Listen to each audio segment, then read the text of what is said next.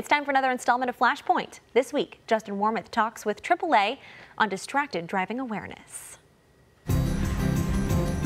Good morning, I'm Justin Wormuth. Phone calls, texting, updating Facebook, all actions that are proven to increase your risk of crashing. So throughout Distracted Driving Awareness Month, which is this month, AAA and News 6 are working to get results on this dangerous habit. And joining us today on Flashpoint, Vanessa Jones with AAA. Thank you so much for being here and talking about this very important topic that I think a lot of us have been guilty of. So this is a big month for you guys, as you know. We've all been distracted on the roads by something. Doesn't have to be on the phone, but by something. How would AAA define distracted driving?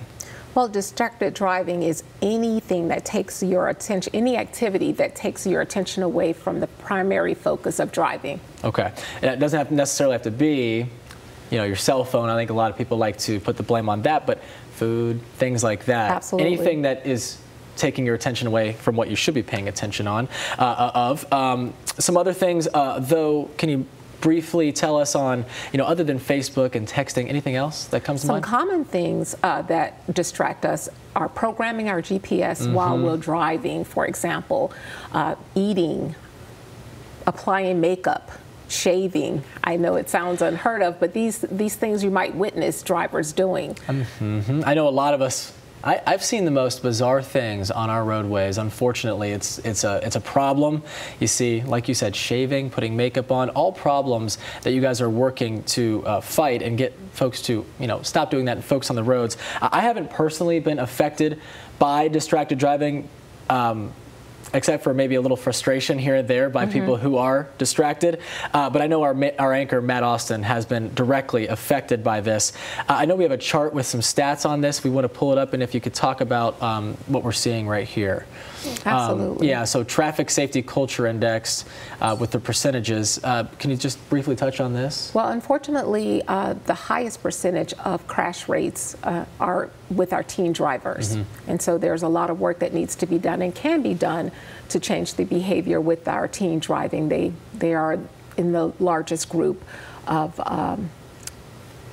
those that tend to have the negative habits. Okay. But really all age groups, unfortunately. The reports speak to the fact that all have there's a certain percentage in all age groups. More prevalent though with the teens and those who are just starting out. And new drivers. And new drivers. So 68% talking while driving, 32% of folks texting while driving. But of course, there's a lot to get through on this, including some laws that a lot of folks would like to see passed. We need to take a quick break, though. Sure. So when we come back, we'll have more with Vanessa Jones on distracted driving and ways to stop it. Stay with us.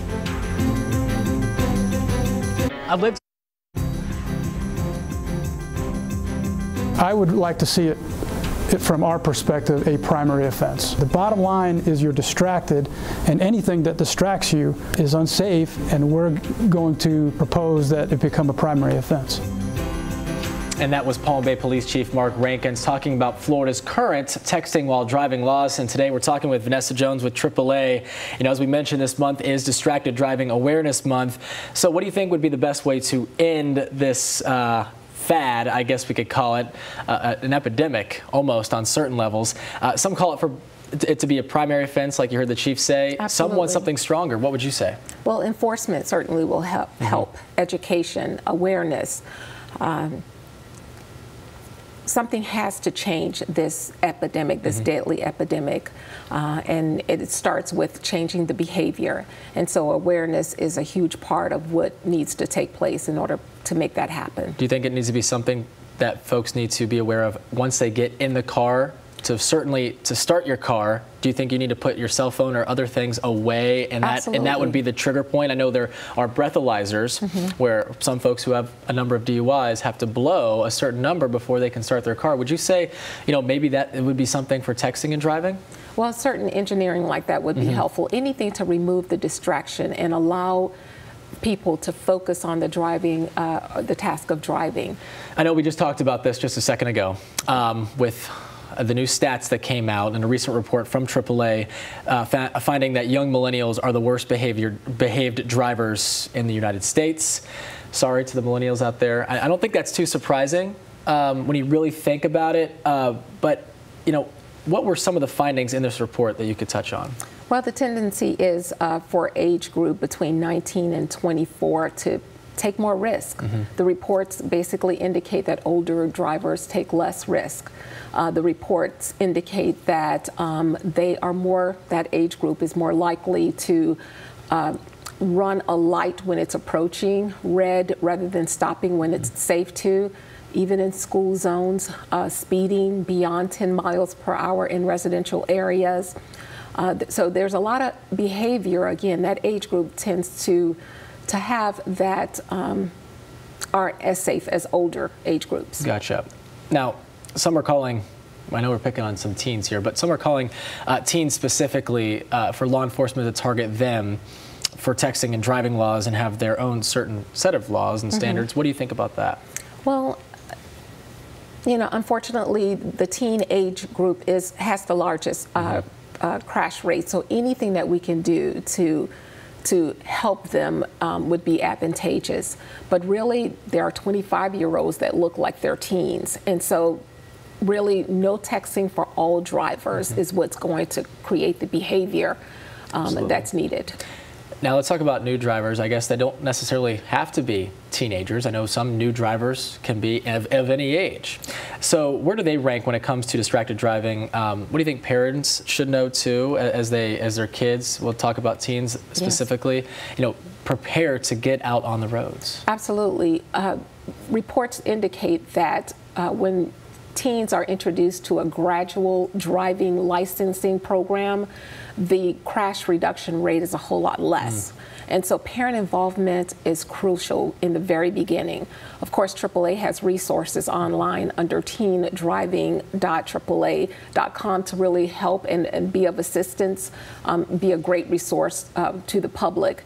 And it basically provides parent teen driver agreements and really guidelines to help the teenager gradually ease into the responsibilities of driving. Absolutely. Now, according to the Transportation Department, collisions in Florida rose 9.1%. 9.1% from 2014 to 2016. Why is this happening? Why would that happen? Well, the economy is improved. The fact that gas prices are reasonable. There are a lot more vehicles on the road with technology, which provides distractions, unfortunately. And so the combination of all is just, it's a measurement for more accidents.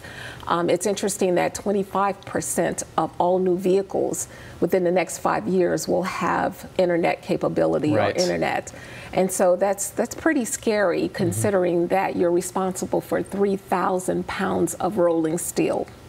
Well, I know that when I was learning how to drive, my folks like to give me the scared straight scenario and showing me scenarios of what it was like if somebody was distracting, or I think when I was growing up, it was more like drunk driving. This is what could happen if you're not paying attention on the roads. Unfortunately, we've seen a lot of fatalities because of this.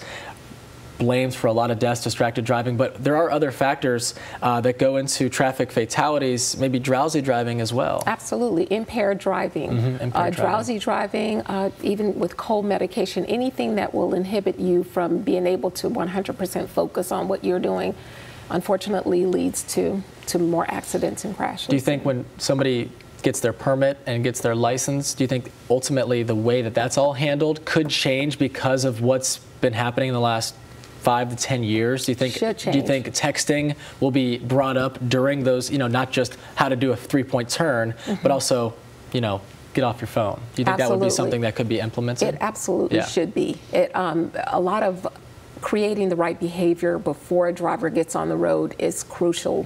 It's key to developing the right behaviors before they ever get behind the wheel. So parent involvement, enforcement, educators, all of us, the entire community really needs to help new drivers as well as current drivers change the behavior. Now, I hate to pick on Florida, but we have lenient, I guess we could say, based on our reporting. Matt Austin has gone to Tallahassee a few times reporting on this. We have lenient texting while driving laws here in Florida, obviously a secondary offense. Correct. Does that need to change? Absolutely. What do you think needs to happen for Florida to limit the amount of people that are killed in these crashes? Well, it's certainly recommended that it moves from a secondary to a primary offense. Enforcement is needed. That's the big thing. And hopefully will change behavior. And the number of times would dictate, I don't know if it would require jail time. I don't know if fines would take care of it. Everyone wants to be on their phones. Unfortunately, we live in that day and age where people need to know now, and they can't wait. But is there a certain time of the year when traffic deaths caused by distracted driving are higher, maybe the summertime? Well, there's no specific data that speaks to the time of year. Okay. That being said, certainly the weekend, Friday night, Saturday night, and in the evening, unfortunately, are the highest fatality time frame. Gotcha. Well, you know what? New 6 is working to get this all changed, of course, and to get results and to stop people from just texting behind the wheel. We are fighting to get tougher distracted driving laws enacted in Florida. Matt Austin is leading that fight. You can read more about our efforts on clickorlando.com. There you can also share your distracted driving story. And of course, we'd like to thank Vanessa Jones for being on Flashpoint today to talk about this. And you know what? Hopefully this struck a chord with some parents, and maybe they can talk with their kids, or if kids are watching this, they can also, change their ways on the roads. But we're back with more news and weather in just a few minutes. Have a great one.